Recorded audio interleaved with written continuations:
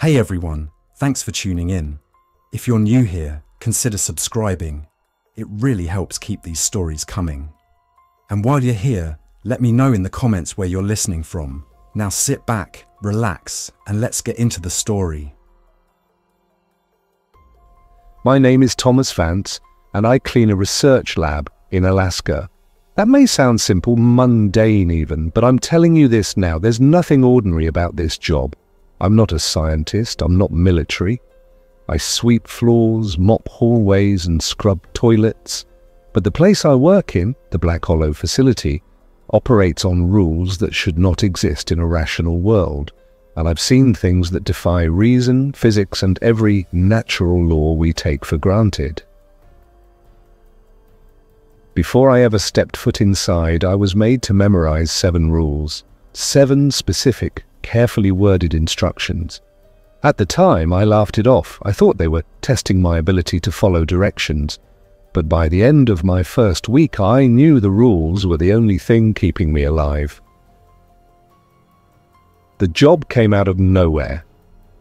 I was living in Fairbanks, picking up part-time janitorial gigs, hospitals, dormitories, truck depots, just enough to cover rent and fuel. One morning I got a call from a restricted number. A clipped voice offered me a full-time position, double the pay I was making, and housing included. But there was a catch. I had to be ready to move within 48 hours, and I had to sign a non-disclosure agreement that came in a sealed manila envelope via courier 2 hours after the call ended.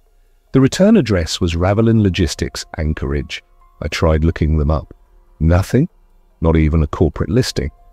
I should have walked away, but I didn't. That's on me. I arrived at Fort Yukon via a twin-engine de Havilland DHC-6. The facility's rep met me on the icy tarmac. A tall man named Dr. Andrew Clymer, with frosted spectacles and a white parka bearing a stitched emblem, a black triangle with an Ouroboros coiled inside. The first thing he said to me wasn't hello, it was, "Do you know what an Umbra corridor is?" I blinked. No. He nodded approvingly. Good. Let's keep it that way. We climbed into a snowcat with caterpillar treads, the kind usually used for glacier expeditions. As we rolled into the white nothingness, I realized how far from civilization we truly were. Trees gave way to icy flatlands, then jagged rock formations. There were no roads, no signs, just coordinates on a ruggedized GPS unit mounted to the dashboard. Black Hollow facility was built into the side of the White Mountains, camouflaged with reinforced concrete that blended into the granite face. From the outside, it looked like a mining installation. Inside, it was a different story. I was issued ID badge 0178, along with a grey utility uniform and a thick binder labelled Operational Conduct. Inside, page 1 read, Janitorial Personnel Rules of Survival. Never enter Section D between 2:30 a.m. and 3:15 a.m. If you see your reflection blink independently, break line of sight and report to Dr. Clymer. If a door opens by itself but no air pressure seal releases, do not cross the threshold. In the event of a blackout, recite Psalm 23 until lights return. Do not answer any intercom transmission that begins with static followed by a child's voice. The humanoid figure in Lab 3. B is not a test subject. Do not clean its enclosure. If you find yourself in a hallway that is longer than it should be, walk backward with your eyes closed. At first, I figured it was some dark humor hazing ritual. Every new hire gets scared by some creepy rules, laughs it off and fits in. But nobody else in the facility laughed, not even once. There were only about 25 personnel on site. Most were researchers, biochemists, physicists, and one glaciologist from Norway named Dr. Linnea Kofstad. Then there were logistics officers, one communications technician, and 2 armed security operatives, Mallory and Quinn, ex-military types, both equipped with FNP-90S and suppressed sidearms. When I asked why they needed weapons, Dr. Clymer simply said, "To maintain containment." I started my routine that first night. The hallways were polished concrete, lit by sterile LED panels embedded into the ceiling. The place was eerily quiet. My assignment was to clean the upper sectors, maintenance shafts, common areas, mess hall, and sections A through C. Section D was off limits. Every time I passed the reinforced blast door marked DSEC, my badge scanner would beep red and the pad would glow with a soft pulse like a heartbeat behind steel. The air was always cold, despite the temperature sensors reading 68 degrees Fahrenheit. It smelled faintly of bleach and something else, ozone maybe, like the moment right before a lightning strike. I had been there for 6 nights when the first strange thing happened. It was 2:40 a.m. I was mopping the corridor near the lab wing when I noticed something strange in the mirrored security glass. My reflection blinked, but I hadn't. I was staring right at myself. I even tilted my head slightly and my reflection didn't mimic it until half a second later. Rule 2 flashed in my mind. I immediately turned my head away and walked into the nearby custodial closet, shutting the door behind me. My pulse thudded in my ears. That was the first time I contacted Dr. Clymer directly. He arrived within 2 minutes, fully dressed in a pressure-sealed suit. He didn't ask what I saw. He just placed a hand on my shoulder and said, "You did the right thing." Later, he gave me a peppermint candy and told me the reflection was part of a residual imprint. Some of the echoes take longer to fade. I had no idea what he meant. The next major event took place 3 days later. We had a temporary power failure during an Arctic storm. It wasn't uncommon, I was told. The generators always kicked in within 20 seconds. This time the lights stayed off for nearly 2 minutes. The entire facility went pitch black. No emergency lights, no sounds, just that thick, overwhelming silence that seems to press against your eardrums. I remembered Rule 4. With no other options, I stood in place, surrounded by shadow, and began reciting Psalm 23. "The Lord is my shepherd, I shall not want." I felt something move past me. Something huge. No footsteps, just presence. As if a glacier had momentarily grown legs and glided past my position. I kept reciting, "Though I walk through the valley of the shadow of death." The lights returned. Everything was back to normal. Except the mop bucket had been tipped over and the water was frozen solid. I started keeping a journal hidden inside my mattress. I documented everything. Minor inconsistencies like clocks losing sync or the elevator occasionally stopping at non-existent sublevels. Some nights I'd hear laughter from inside Section D, childlike, distant. Other times the intercom would click to life and whisper static. I never answered, not once. 2 weeks in, I met the only other janitor, a woman named Gwen Natividad, mid-30s, dark eyes, former Army field medic turned custodial specialist. She'd been at Black Hollow for 6 months. I hated it at first, she told me, pushing a floor polisher down one of the main corridors. Now I just treat it like a bad dream you don't want to wake from. I asked her about the rules. She tapped her temple. They're real, don't test them. Especially the child's voice on the intercom, that's not a recording. That's something trying to talk to you using a memory. A memory? Yeah, it pulls a memory you didn't know it could reach, then it plays it back in a way that feels right, until it isn't. On the 23rd night, I was cleaning Lab 3 when I made the mistake of looking into 3B's observation window.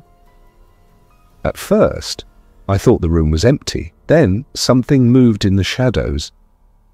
The figure stood up slowly, human-shaped, naked, pale, and taller than any person should be. No facial features, no eyes, nose, or mouth. just skin stretched taut over something impossibly still. It raised one arm, almost curiously, like it knew I was there. I froze, not daring to breathe, hand still on the cleaning cart. The lights above flickered, not in a mechanical sense, but subtly, as if the electricity itself hesitated. The thing inside 3B didn't move any closer. It stood there, arm half raised, cocked at an unnatural angle, waiting for something. After a full minute, the ceiling light stabilized and it lowered its arm with a kind of slow disappointment. I backed away from the observation glass, heart racing. I didn't look back. I didn't mop the rest of that corridor. I went straight to the custodial locker, stripped out of my gloves, and locked myself in the employee restroom. Until the end of my shift. I didn't write it in the logbook. I didn't tell anyone, not even Gwen. Some things don't belong in ink. But I knew the mimic, whatever it truly was, had marked me. That realization sat heavy in my stomach like a swallowed stone. Over the following days, the atmosphere at Black Hollow changed. Something subtle shifted. The researchers, normally tight-lipped and clinical, became increasingly tense. They moved in twos, murmuring in corners when they thought no one was looking. Security patrols increased. I started seeing Mallory and Quinn posted near the entrance to Section D, not just standing guard but watching the walls, as though the threat could come from anywhere. That's when I noticed the way the vents near D's perimeter were always warmer than the rest of the building. Warm air pushed through them in steady pulses, completely out of sync with the facility's HVAC system. Sometimes I would stop my cart near those vents and hear soft, rhythmic thudding, like a heartbeat echoing from deep inside the walls. Then, one morning, Gwen didn't show up for her shift. She was scheduled to clean bioprep and storage level 2, one of the easier routes. I figured maybe she overslept or pulled double duty on night shift. But by the time I'd finished cleaning the South Labs and returned to the mess hall for coffee, her absence was the only thing anyone seemed to whisper about. Dr. Clymer called a full facility briefing in the Commons that afternoon. He didn't use a projector or slides, just stood in front of the personnel and spoke in that same flat tone like a man reading off a casualty list. Miss Gwen Natividad has been relocated for medical evaluation. Do not attempt to contact her. Do not ask questions regarding her condition. Focus on your assigned duties and this facility will remain operational. That was it. No mention of where she'd been sent. No answers. Her locker had already been emptied when I checked after hours. The folded paper she gave me, the one with the invisible message, was gone from my mattress too. My paranoia began to harden into something more focused. I stopped trying to rationalize what I was experiencing. I accepted the rules as real, as literal survival tools. But I also started looking for patterns. I began mapping out where the rules intersected, where the anomalies occurred most frequently, and what times they repeated. The mimic appeared active between 2 and 3 a.m. The child's voice over the intercom only transmitted on specific days, the 11th, 19th, and 26th, always during solar minimums. The figure behind the glass in 3B never showed when more than one person was present in the lab corridor. That last fact haunted me most of all. It meant it didn't want to be seen in front of witnesses. It meant it was choosing when and how to be seen. I decided to track what was really in Section D. It wasn't easy. There were no maps showing D's interior. Every time I tried accessing the blueprints in the digital maintenance logs, I got a permission denied, level 4+ only message. But old buildings leave traces, even secret ones. Scratches on the floor where heavy objects are dragged. Dust build up around sealed panels, cable conduits branching off into areas not reflected in the control room's circuit maps. There was one vent shaft running parallel to the main hallway, just west of DCC. It was wide enough to crawl through, barely, and led to a metal grate facing a narrow service corridor labelled Non-Active Sector, Do Not Enter. That corridor didn't exist on the facility map. The only camera covering the DSEC perimeter was blind to the vent shaft's opening. That wasn't an oversight. Someone had positioned it that way on purpose. I made my move during a scheduled generator maintenance cycle, a 14-minute window when all internal surveillance switched to auxiliary power and recorded at 4 frames per second. I left my cleaning cart in corridor B4 and slipped into the shaft with a flashlight and an old analog recorder I'd lifted from the security surplus bin. I didn't trust anything digital down there. The crawl was slow, claustrophobic, and slick with condensation. My fingers ached from gripping cold aluminum. After 10 minutes, I reached the grate and peeked through. The hallway was lit by low red LEDs running along the base of the walls. Thick frost coated the floor, but the air drifting up through the grate was warm, unnaturally so. And in the center of the corridor, 2 objects stood side by side. Not people, suits. Full-body pressure suits, like those used in vacuum environments. They stood upright, helmets facing forward, arms limp at their sides, but no one was inside them. No seams, no boots, just suits, waiting. I recorded 45 seconds of footage. As I pulled back to leave, the flashlight flickered. From somewhere below, a voice drifted up through the shaft. Thin, female, and hoarse. "He sees you now." I dropped the recorder.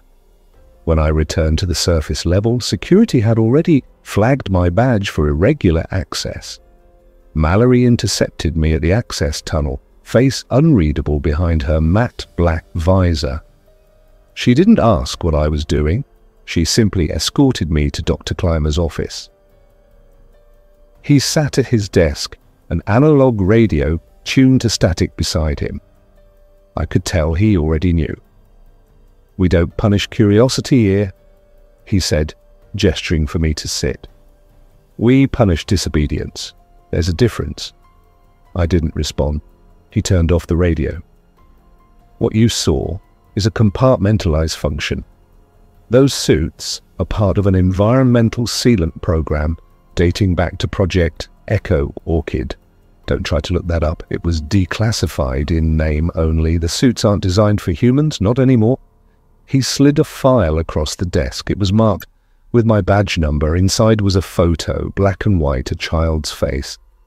It was me, maybe 7 years old, standing in front of my childhood home in Anchorage. "We don't steal memories," he said softly. "They just drift upward, like gases. Some rooms in this facility act like chimneys. Every person who walks through carries a little fuel." He let me go, but I didn't sleep that night. 3 days later, another janitor arrived. Her name was Helen Corrick, mid-40s, kind face, unsure hands. She wasn't replacing Gwen. Gwen, officially, had never existed. Helen received a badge, number 2 digits higher than mine. That wasn't protocol. Numbers were assigned by hire date. I asked her how long she'd been in the facility. She blinked, confused. "Just arrived yesterday." But when I passed her in the corridor later that night, she was humming a tune I recognized. It was the same lullaby Gwen once sang softly while waxing the main elevator floor. I decided to confront Clymer again. I needed answers, not about the rules, not about the figures in the halls or the mimic in 3B. I needed to know what the facility really was, who was running it, why it needed janitors at all. He wasn't in his office, but the radio was, still tuned to static. This time I listened closer. Under the crackle, a voice threaded through the noise, faint, repetitive. 3 words, over and over. Not containment. Anchor. The realization struck like ice water. This facility wasn't keeping something in, it was pinning something down a weight holding the skin of the world in place. And every rule we were told to follow, every bizarre anomaly, was a symptom of stress, fractures forming in that anchor. That phrase, anchor, echoed through my skull for the next 2 days like a toothache behind the eyes. It changed the way I viewed everything. The flickering lights weren't malfunctions. The child's voice wasn't an accident. The thing in 3B, the mimic in the reflective glass, the echo of Gwen's lullaby from a stranger's mouth. It all meant something was pressing upward from beneath, and the foundation was groaning under the strain. The rules weren't guidelines. They were fail-safes, primitive rituals cobbled together by trial and error, probably over years, maybe decades, maybe longer. I started noticing more irregularities. My shift logs were being altered. Not rewritten, but rewritten backward, as if time itself had spooled in reverse around my recorded entries. One night I swore I saw my own cleaning cart already parked outside Lab 2C when I arrived to begin sanitizing. Same scratches, same chemical residue along the edge of the bin. I blinked and it was gone. I found the same cart back in the storage bay, exactly where I had left it an hour earlier. Whatever was happening, it wasn't confined to a single wing or sector anymore. It was spreading. That night, I took a detour to the decommissioned geology wing. Officially, it had been shut down after a pipe burst and flooded the foundation. But I'd heard one of the older engineers, Mikhail Orlov, a Russian geomechanical specialist, mention that the wing had once housed one of the first subsurface mapping arrays installed beneath the facility. He said it could see layers that shouldn't exist. He also mentioned that he wasn't allowed to speak about it again.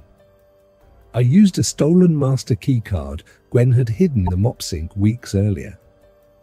Inside, the air was dense and stale, tinged with the coppery smell of oxidized wiring and something older, like rotting soil. The lights were out, so I navigated with my flashlight, careful not to disturb the dust. In the farthest chamber, I found the mapping array still intact, still powered, though only by a flickering backup line. The interface was archaic, CRT monitors, rotary dials and glowing green text, but it worked. I loaded the most recent scan. The geological layers beneath the facility weren't natural. From surface level to roughly 300 feet down, everything looked normal. But below that, the strata curved into unnatural, recursive patterns. Not geological folds, but loops, perfect geometric repetitions, like concentric circles carved into bedrock. At 370 feet, the loop broke, not into randomness, but into silence. A blank void in the data. The scanner couldn't penetrate it. No mineral readings, no magnetic feedback, no seismic reflection. Just nothing. And that nothing pulsed every 66 seconds. A perfect, measured heartbeat of static in the readout. I downloaded the scan data to a portable drive, wrapped it in foil, and taped it inside the lining of my work boots. I didn't know if the data was dangerous in itself, or if the act of discovering it triggered something. Either way, I felt exposed. On my way back, I passed by Lab 1E, normally used for protein cultures, and noticed a flickering screen still active inside. The door was unlocked. That was the first red flag. Nothing in 1E was left unsecured. Inside, the room smelled of ozone and burnt glass. The monitor was displaying footage from camera feed 113A. That was my bunk. It was a live feed. I watched myself enter the room, sit on the bed, remove my boots and look directly at the camera, except I wasn't there. I was in Lab 1E watching it unfold. On screen, we looked up, blinked once. and then reached into the boot, pulling out the data drive I had just hidden. He stared at it, then crushed it in his fist. No struggle, no hesitation. The plastic cracked like a dry leaf. I looked down at my own hands. The drive was still there, still hidden. The moment I realized the feed was ahead of me in time, some kind of predictive footage, my vision swam. A piercing hum rose in the room like the ringing of a bell underwater. I backed out, shutting the door, and nearly collided with Helen. She didn't blink. Her hands were bloody, but she held no injuries. "You're going the wrong way," she said quietly. "The fractures are spreading laterally now. They'll reach the fuel line by tomorrow." "What fractures?" I asked, though I already knew. She looked past me, toward the room I'd just left. "This place is hollow under the surface, like a cavity in a tooth. We were meant to drill once, just once. Instead, they kept digging. They found the first movement at 428 feet, but the first sound came long before that. I stayed awake for the next 2 nights, couldn't afford to dream. Too many things inside this place whispered through sleep. I began hearing soft knocks behind metal walls as I moved through the maintenance corridors. Perfectly spaced, rhythmic, like a message. 5 taps, a pause, 3, another pause, 5 again. One morning I found a small envelope taped to my locker. It contained only a hand-drawn map. No labels, just coordinates, tunnels, and a red X circled near the base of the South Water Reservoir. The handwriting was neat, unmistakable. Gwen's. I followed it after hours. The map led to a crawl space under sub-level 3, normally sealed, but the grate was already removed. I descended into total darkness. The air was warm, humid, and thick with the stench of moss and oil. I moved slowly, careful not to scrape my back against the low ceiling. At the tunnel's end was a chamber, small, lit by a single filament bulb. Inside sat a chair, an old wood-framed one, and in it, Gwen, or something wearing her face. She didn't move, didn't blink. Her skin was tight, pale, almost translucent. Her eyes were wrong, no irises, just milky white spheres. But her mouth worked. "They forgot the 8th rule," she whispered. "It was written before the others. That's why they hid it. That's why it lives underneath." I asked what the 8th rule was. She smiled and blood leaked from her gums. "Don't speak to your reflection if it speaks first." Then she screamed, not at me, at the wall behind me. I turned, too late. Whatever stood behind me in that moment wasn't flesh. It was tall, ceiling tall, and thin, with limbs like jointed cords. No face, no features, just shape and movement. It didn't move aggressively. It studied. And when it turned, it walked straight through the wall. Not into it, through. The concrete didn't break. It rippled. When I looked back, Gwen, or the thing pretending to be her, was gone. Only the chair remained, and on it, burned into the wood, were the numbers. 428. Back in my quarters, I checked the geological scan again. The pulse had changed. Instead of every 66 seconds, it now occurred every 54. I ran the calculations. The interval was decreasing exponentially. Within 2 weeks, the pulses would occur every second. And then, there'd be no distinction between the fractures and the foundation. The anchor would break. A day later, the alarms began. Not the fire alarms or breach tones. This one was deeper, lower than hearing, more felt than heard. It shook the water line, sent coffee cups sliding off tables, and rattled fillings in your teeth. Everyone felt it, even the ones who didn't believe in anything outside the bounds of measurable science. You could see it in their eyes. Dr. Lohman, the coldest mind I'd ever worked near, stood in the corridor clutching the edges of his lab coat like a priest grasping vestments during a storm. Helen didn't speak at all that morning. She just stood by the freight lift, her fingers twitching against the switchboard like she was waiting for a message no one else could hear. The intercom blared a few hours later, a burst of static, and the same voice I'd heard the day before. Climber. But it was distorted, as if transmitted from a mile underground. Night Vault protocol is now active. Extraction candidates will proceed to sub-level 6. All non-essential staff will maintain anchor ritual protocol until failure event. I didn't even try to act like I belonged among the extraction candidates. There were black badge staff I'd never seen before moving through the hallways now, all of them in pairs, armed and silent. They wore reinforced exosuits, the kind I'd seen in old DARPA field reports, with magnetic boots and shoulder-mounted optics that looked down at you like tiny red eyes. No names, no ranks, just dark uniforms and blank helmets. Helen pulled me into a mop closet as one pair passed. "They're not security," she whispered. "They're containment." Of what? She didn't answer, but I already knew. Of us, of anything that had come in contact with the fractures. Maybe even the air we breathed inside certain wings. If the anchor was failing, containment didn't mean saving people. It meant erasing whatever would walk out when the seal broke.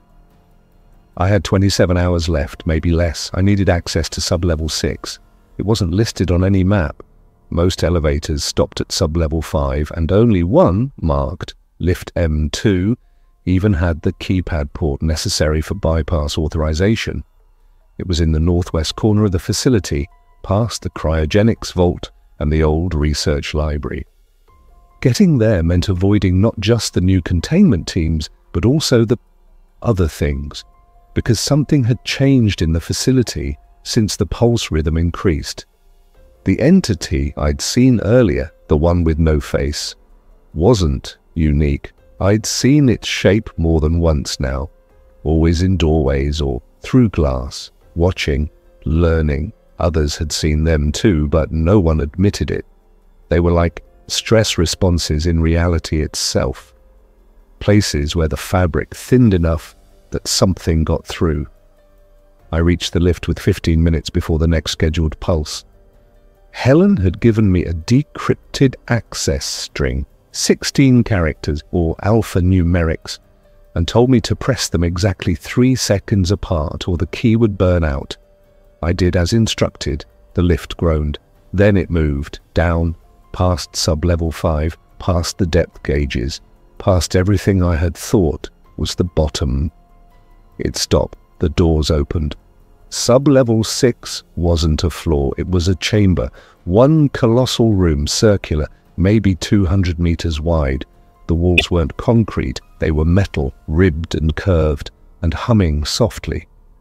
The floor sloped inward toward the center, where 7 metal pylons surrounded a thick, black panel that looked like obsidian but rippled like water under stress. Every 30 seconds, the panel emitted a low pulse that vibrated through my jaw. A man stood beside one of the pylons. Climber. His lab coat was gone. He wore a pressure suit now, a thick, sealed thing with its hood unlatched. Sweat gleamed across his neck. He didn't look surprised to see me. "You shouldn't be here," he said. "Neither should any of us," I replied. He gave a short, breathless laugh. "We thought the pressure would keep it down, pressure and rituals. That if we mirrored the anomaly's behavior long enough, we could trick it into staying dormant. Instead, we taught it how to behave." "What is it?" I asked. He turned toward the black panel. "A pre-geometry event, a structure beneath structures. Something that was never meant to exist inside time but got pinned when the plate shifted millennia ago. This facility, this whole operation, is a splint. Nothing more." One of the pylons clicked. A new pulse sounded, faster now. I saw the black panel distort just slightly. Not a reflection, not quite, more like a second version of this chamber, viewed through warped glass. Something was moving on the other side. "You called it the night vault," I said. "It's not a vault," he said quietly. "It's a coffin, and the corpse isn't dead." That's when the lights failed. First overhead, then the pylons. Total darkness fell like a curtain. I couldn't even see the metal beneath my feet. I fumbled for my flashlight, but it didn't turn on. Even my wristwatch screen had gone blank. But the panel in the center still glowed, softly, then stronger. The ripples intensified. And something rose. It was not a being in the conventional sense. No limbs, no head, no face. Just a shape, a dimensional imbalance, a void where your mind told you something should be, but couldn't process what. The air around it bent, shimmered, slowed. A pylon exploded. I felt the heat, but not the impact. Clymer screamed. I couldn't see what happened to him. His voice just stopped, cut short. Not like he was silenced, but like he was plucked from the film strip of time altogether. The chamber shook violently. That hum returned, louder than before. My eardrums felt like they might rupture. I turned to run and saw Helen standing at the edge of the lift. Her mouth was open, but she wasn't talking. She was singing. Not words, not a tune I knew. Just a tone, a long, clear, perfect note that resonated with the hum. Her hands were raised, and her eyes were locked onto the shape above the vault. And it slowed. Whatever it was, this rising anomaly paused. I don't know how she was doing it or why, but something in her voice matched it. It was like two tuning forks vibrating in counterbalance. The chamber didn't stop shaking, but it wavered. The pressure around my chest lifted just slightly. "Helen," I shouted, "come back!" She kept singing. Another pylon collapsed, but the ripple in the black panel began to fade. She was drawing it back down. Not permanently, not with force, with ritual. That was the key all along. The rules we were told weren't random. They were fragments of a song, a liturgy in the language of the foundation itself. They didn't seal the anomaly, they sustained the boundary. Helen gave one final note, and then the floor beneath her gave way. Gone. No scream, no cry, just a soundless, instant disappearance. The vault resealed. The hum stopped. The chamber fell silent. I was evacuated 2 hours later. One of the containment teams found me unconscious beside lift M2. They never said a word, just loaded me into a pressurized van and drove me across the tundra toward Fairbanks. The sky was pink. A new storm was coming. At the debriefing station, a woman in a dark suit handed me a cup of coffee and a typed form titled Non-Disclosure Agreement, Tier 7 Clearance. I didn't read it. I signed. They let me go. I took a job mopping high school gym floors in Anchorage for the next 6 months. Never talked to anyone from the lab again. Never heard another word from Gwen or Helen. But I did receive one envelope in the mail, unmarked, post-dated from a shipping station that no longer exists.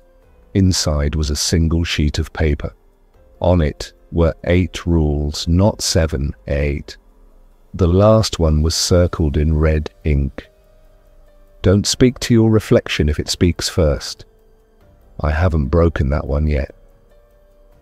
But sometimes, late at night, when the wind moans against the side of my trailer and the mirror fogs up from my breath, I see something standing behind my reflection, taller than it should be, silent, patient, waiting.